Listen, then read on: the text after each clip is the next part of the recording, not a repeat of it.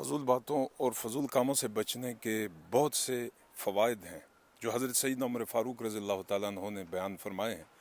آپ کی یہ حکمت بری نصیحت ہماری زندگیوں کو بہتر بنانے میں رہنمائی فراہم کرتی ہے۔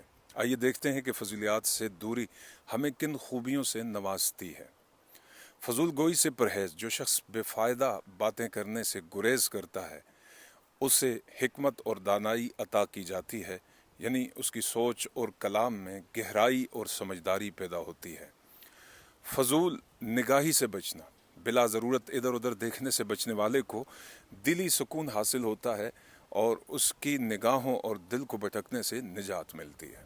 فضول کھانے کو ترک کرنا۔ جو شخص بے جا کھانے سے پرہیز کرتا ہے اسے عبادت میں لذت نصیب ہوتی ہے اور اس کا دل اللہ کی یاد میں زیادہ لگتا ہے۔ فضول گوئی سے بچنا۔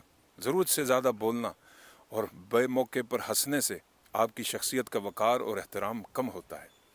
مذاق اور مسخری سے کنارہ کشی۔ جو شخص فضول گوئی اور مذاق مسخری سے بچتا ہے اسے ایمان کی حلاوت نصیب ہوتی ہے اور اس کے دل میں ایمان کے لیے لذت پیدا ہوتی ہے۔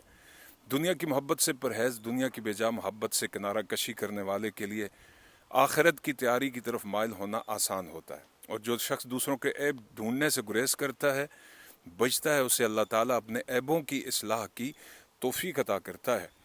حضرت عمر فاروق رضی اللہ تعالیٰ عنہ کی یہ اقوال ایک مکمل طرز زندگی کی بنیاد ہیں اور صحیح معنوں میں ہمیں اپنی زندگی خدا اور اس کے رسول صلی اللہ علیہ وسلم کے احکامات کے مطابق گزارنے کا بہترین موقع فراہم کرتے ہیں۔ اللہ تعالیٰ ہمیں ان نصیحتوں پر عمل کرنے کی توفیق عطا فرمائے، آمین۔